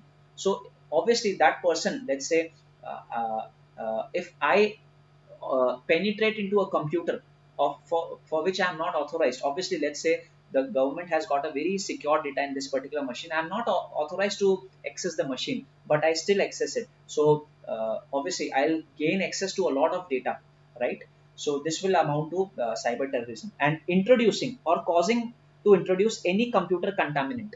If I happen to damage the system, if I introduce a virus in that system, which holds a lot of important sensitive data, then also this will amount to cyber terrorism. Okay, and by means of such conduct, by means of this has to be from a separate paragraph. Okay, these are the three ways: denial of access, attempting to penetrate a system, or causing to introduce any computer contaminant. Okay, and by means of such conduct causes or is likely to cause death or injuries to person or damage to or destruction of property or disrupts, or knowing that is likely to cause damage or disruption of supplies or services of essentials to the life or community, or adversely affects the critical information infrastructure specified under section 70. So please, again, I'm not going to explain you what section 70 means, but please understand this. If in the question you get to know that, obviously you don't have to learn the entire section, but yeah, if any act is done, let's say with respect to denial of access, penetrating the system, or causing a computer contaminant, and because of all this, if I happen to cause death or injury to any person, if I cause damage or destruction to any property, then again it will amount to cyber terrorism. Okay, and for cyber terrorism, guys, please remember the punishment is basically imprisonment for life. The punishment is imprisonment for life. Okay, one more point is there. Again, now what is the hacker going to do? If I am the hacker, okay, and I happen to hack into a very important computer of government, let's say, which wherein a lot of important critical sensitive data is there. Obviously, when I get to know about all those information, I might misuse it. Okay, I'll get to know a lot about the state of India, what kind of relationships it is having with a different country. Okay, I'll have the data of all the citizens, okay, of all important, let's say, agreements that happen between India and a particular country. So this can be very, this is very sensitive, and if a third party, if a hacker comes across all these documents, uh, he may play, he may create terror in the minds of the people. So knowingly or intentionally penetrates or accesses a computer resource without authorization, and by means of such conduct obtains access to information or data or computer database that is restricted for reasons of security of the state. So he comes across, he penetrates into a system which is restricted by the state, okay, or foreign relations, or any restricted information, with reasons to believe that such information, data or computer database so obtained may be used to cause or likely to cause injury to the interests of the sovereignty and integrity of India. So if I happen to gain access to such information, and probably I might cause damage to the unity, the sovereignty, the security of India, then again it will be termed as cyber terrorism, guys. Okay, so just read it once, okay, and in short, please remember section 66F is with respect to cyber terrorism. Okay, if they give you any case-based questions out of it, if it is specifically mentioned that they have a hacker has hacked into a sensitive database of the government, okay, or if it is given in the question that because of this act the integrity, the sovereignty, the unity of India is in danger, then remember section 66F is going to be applied. Okay, and the punishment for the same is imprisonment up to life, or imprisonment for life. Very easy to remember the punishment. Okay, as such, I this is particular, this is for this section, I believe you'll be able to remember the punishment also. Okay, so this is a new thing which has been added. All right, then we have three more important uh, punishments. Very simple, we are not just read the punishment portion, guys, I'll just help you to remember. But okay, what is section 67? Section 67 is punishment for publishing or transmitting obscene material in electronic form. Okay, so if anyone publishes or transmits or sends you an obscene material, then section 67 is going to be applicable. Now what is, let us understand 67. It says if anyone publishes or transmits or causes to be published or transmitted in electronic form any material which is lascivious is basically a material which if a person, let's say if A sends something obscene to Mrs. B, okay, and which is of lascivious nature. Lascivious simply means, if you wish to write, you can write which Mr. A, by sending such obscene material, he is trying to how should I say, he's trying to basically express his sexual desire there, sexual interest there. Okay, so when I say lascivious, it means okay, let me just write it here. Yeah, sexual interest or desire. Okay, so if Mr. A sends or publishes anything, and let's say he sends it to Mrs. B, and which is lascivious in nature, which basically is sent because of his sexual interest or desire, okay, or appeals to the prurient interest. Prurient means something which is lustful. Okay, all right. And its effect is such to tend to deprave and corrupt person who are likely and having regard to all circumstances to read, see, or hear the matter contained or embodied in it. So very simply, if I put, okay, in CA final, they asked a case question from here, and the case is very simple. I'll just discuss it. That Mr. A had sent some obscene material to Mrs. B. Okay, and they had some description about the case. So you have to identify the relevant provision of the IT Act which is applicable. So when the question specifically says obscene material, it is section 67. Okay, what can be obscene material? Again, a lot of clarity is required in this particular area. The law doesn't define what actually obscene means. Okay, so, and many people, because of the lack of clarity in this particular section, has been somehow some experts are of the opinion that this section has been misused also. All right, so just remember guys, section 67 is when somebody transmits or publishes or sends something which is obscene. Okay, all right. So this is section 67. What is the punishment here? First conviction, imprisonment up to 3 years, and fine up to 5 lakhs. Okay, and subsequently, if again a person is found doing so, imprisoned for 5 years and fine up to 10 lakhs. Okay, it is up to you whether you want to remember the penalties. It is up to you. Okay, so this is 67, which is punishment for sending obscene material. I'll just write the key word here, which is obscene. Okay, now section 67A and B are relatively simple. 67A is punishment for publishing or transmitting of material containing sexually explicit act. Okay, so if you send someone something, a pornographic video, something which is related to pornography, okay, then section 67A is going to be applicable. If you publish or transmit any material containing sexually explicit act, okay, so I'll just write, let's say, pornography. Okay, and for your understanding, remember 67A, just remember A is basically adult content. Okay, for your understanding, I'm just saying 67A, how you can remember is A, adult content. So please remember, if anyone publishes or transmits any material containing sexually explicit act, then section 67A will be applicable. Now there is always a confusion practically, that if somebody sends something which is sexually explicit or something, should it come under section 67 or should it be a part of 67A? So that is why experts are of the view that uh, the word obscene should be clearly defined. There is the clarity is yet to be received in this particular area, that what will actually amount to obscene. Okay, Pranav is asking, can we say lascivious as seducting? Somehow, yes.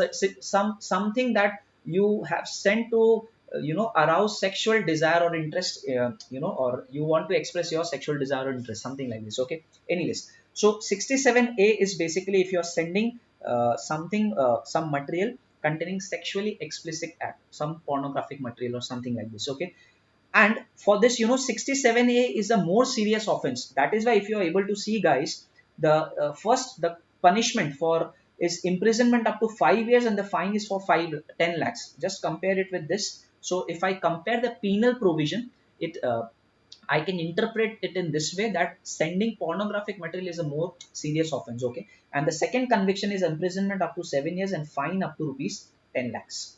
All right. Similar to this, we have one more section, 67B. All right. B, it says punishment for publishing or transmitting of material depicting children in sexually explicit act.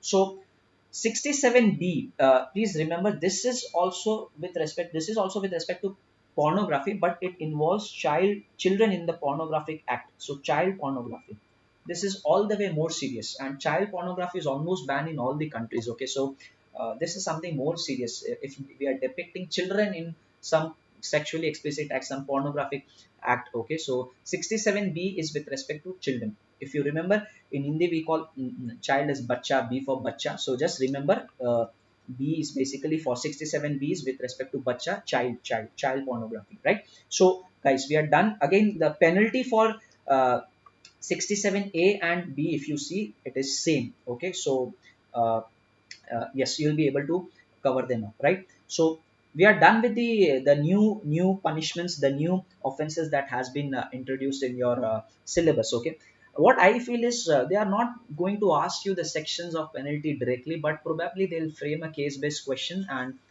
they'll just ask you to identify the relevant provision of the IT Act which is applicable as per the given case. So if they frame a question as to, like, let's say Mr. A sent something, some transmitted or published certain material, he sent certain material to Miss B which had sexually explicit images, then you have to identify, and okay, that 67A is applicable. Okay, so this is how you have to understand, guys. All right, so guys, we are done with the offenses also, and with this all the amendments with respect to EIS which is applicable from May 21 and onwards, we have covered it. Okay, any doubts, guys, before we wind up? Any doubts?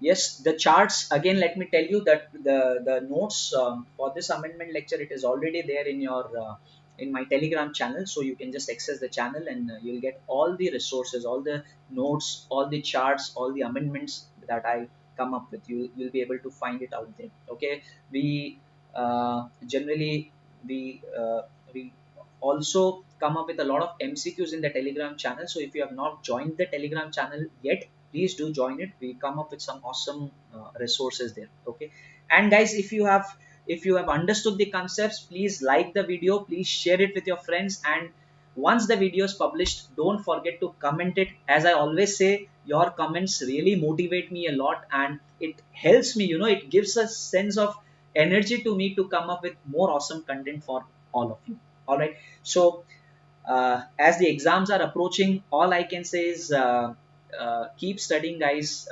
Just keep studying, and everything is going to be fine. If you work hard, you shall succeed. The success will be yours. Don't worry about the results at the moment. Keep on working hard. Be honest with yourself. Be disciplined, and keep on studying.